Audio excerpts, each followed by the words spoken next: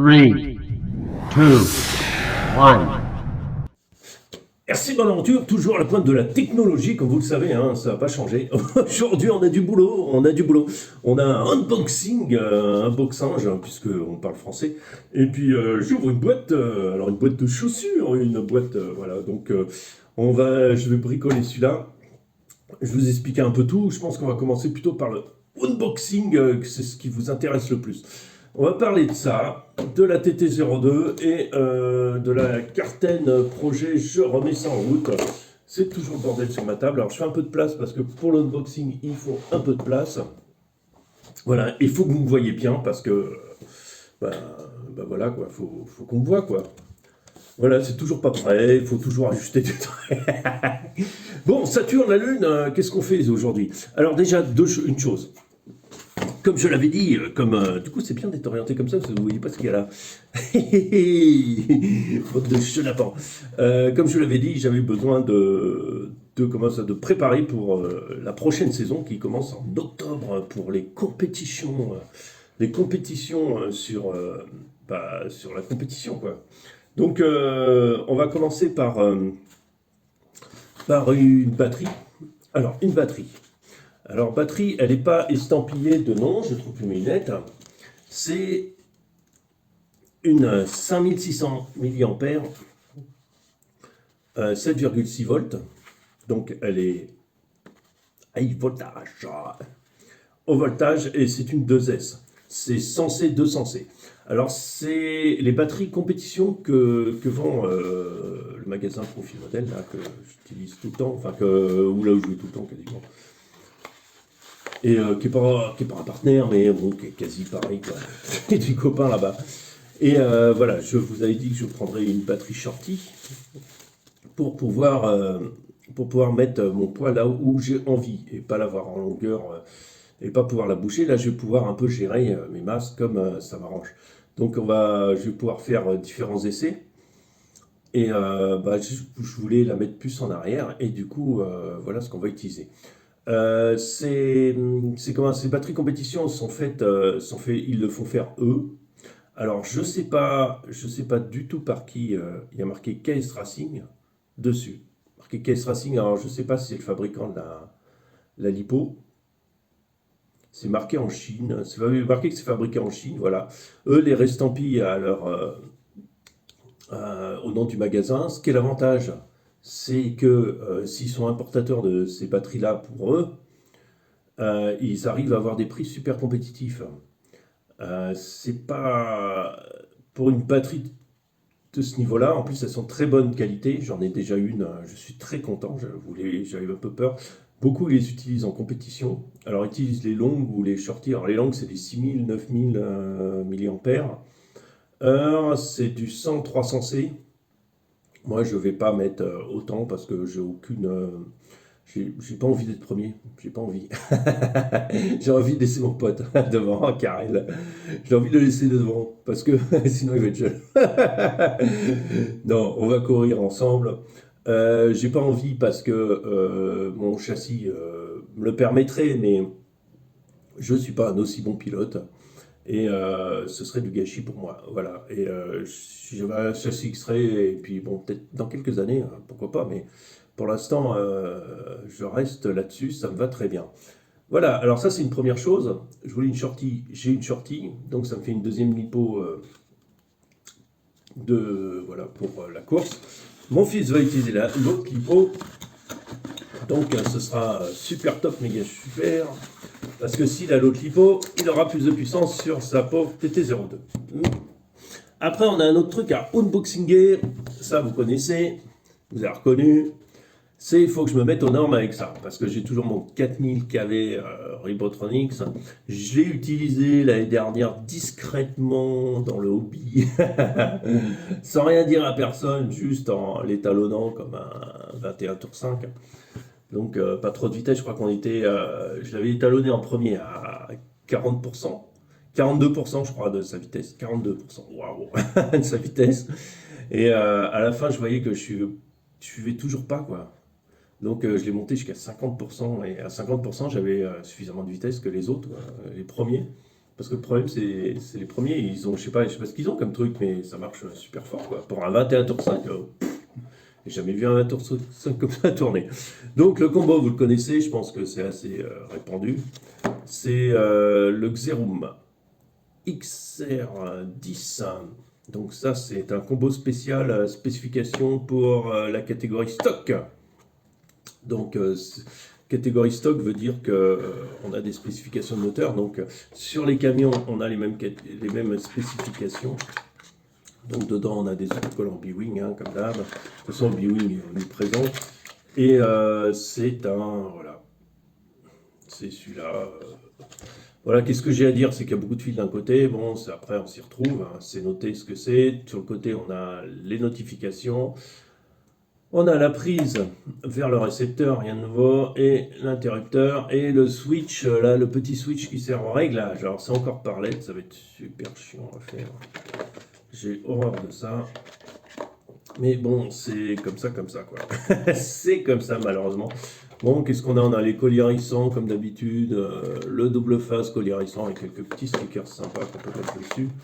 Voilà, qui vont finir les stickers, je sais pas où, mais pas forcément sur mon véhicule, j'ai pas envie. Voilà, donc ça, c'était... Alors, il y a aussi le petit ventilateur là-dessus, c'est bien. Je comprends quand ça minute... il y a vraiment le temps de chauffer à mort. Et voilà le moteur, donc c'est un U-Stock Zero Sensored, avec un accent glitch, vachement bien. Bon alors là, la boîte, il y a marqué 21 tours 5 sur photo, c'est 21 tours 5, mais c'est bien 17,5. Donc ça correspond tout à fait aux normes dont j'ai besoin.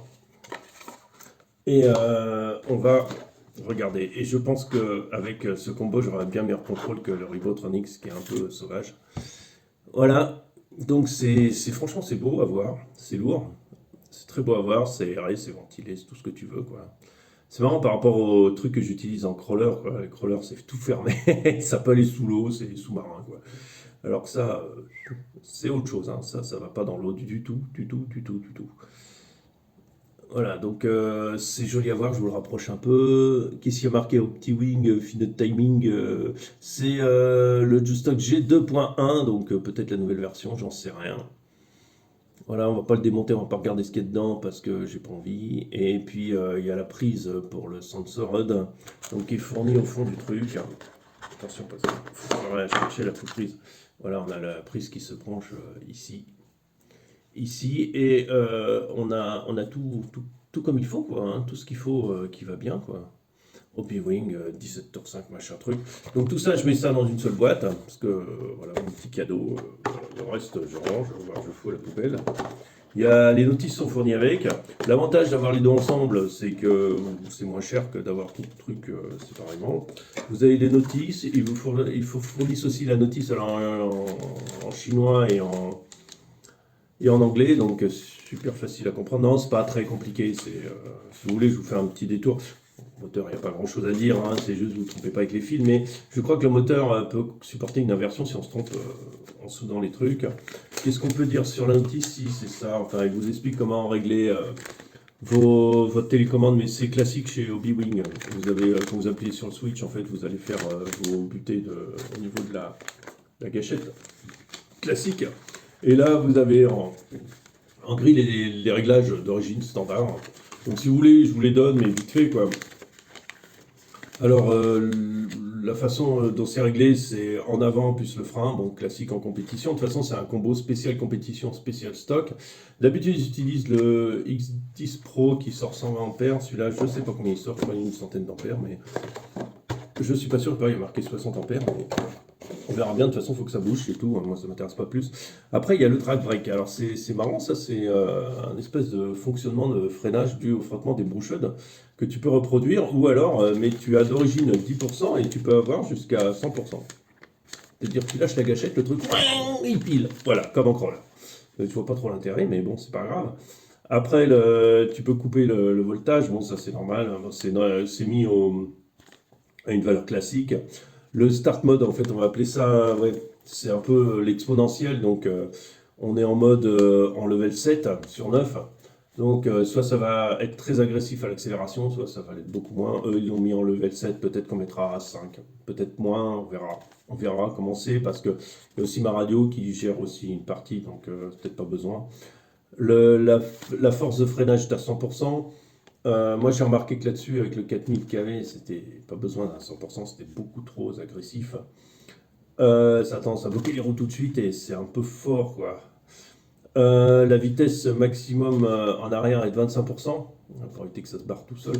Alors c'est bien, 25%, c'est bien, mais bon, comme il n'y a pas, il y a juste le frein, il n'y a pas la marche arrière là-dessus. Donc voilà, là, je sais pas, après il y a marqué Neutral Range. Je ne sais pas exactement ce que c'est, Neutral Range, je sais pas, j'ai pas compris vraiment ce que c'était. C'est expliqué en bas, bien sûr, j'ai pas lu le truc en fait. Neutral Range, c'est quoi ce truc? RPM, ouais, break push, voltage, break force. Neutral Range.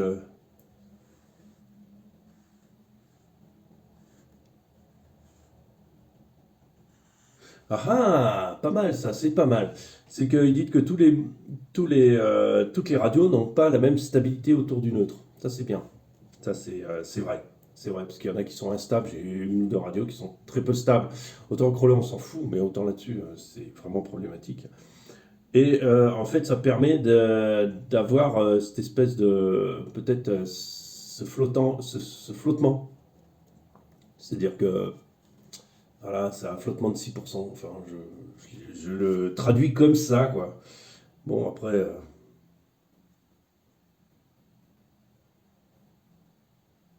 ouais. Alors, c'est ça, ouais, c'est une espèce de flottement rattrapé, quoi, en fait. Une espèce, voilà, qui recherche le neutre ou un truc comme ça.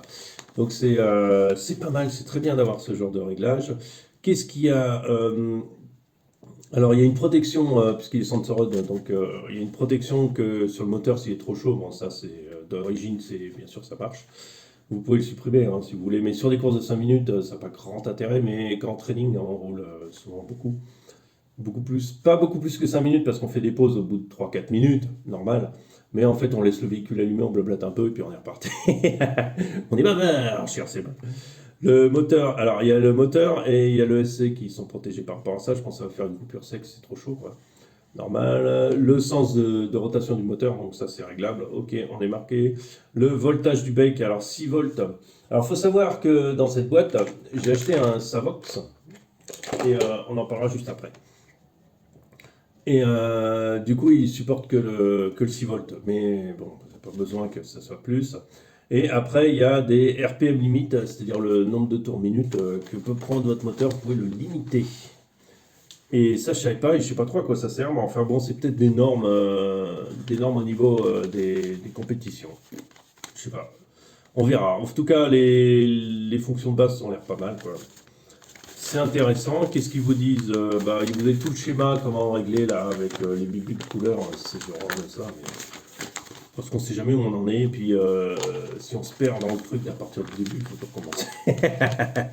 Oh merde, j'ai pas réglé le bon truc, j'en suis où? Bon, alors, j'ai pas pris la flèche. Tu sais, c'est comme quand tu demandes la route, le chemin à quelqu'un dans la rue.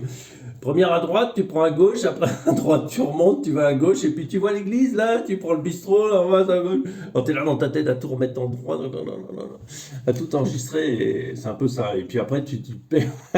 C'était à droite ou à gauche? C'est un peu ça, quoi.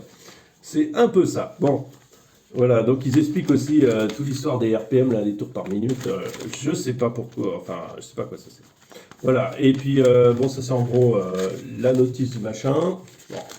Pour l'instant, j'ai pas besoin. Hein. Pour l'instant, on est sur soudure, machin truc. Donc, le projet, aujourd'hui, il sera décalé en plusieurs vidéos parce que je pense qu'on va finir la vidéo d'unboxing là. Parce que je suis déjà à 15 minutes, hein, les mecs, hein, je parle trop. Ciao, ciao, salut à tous.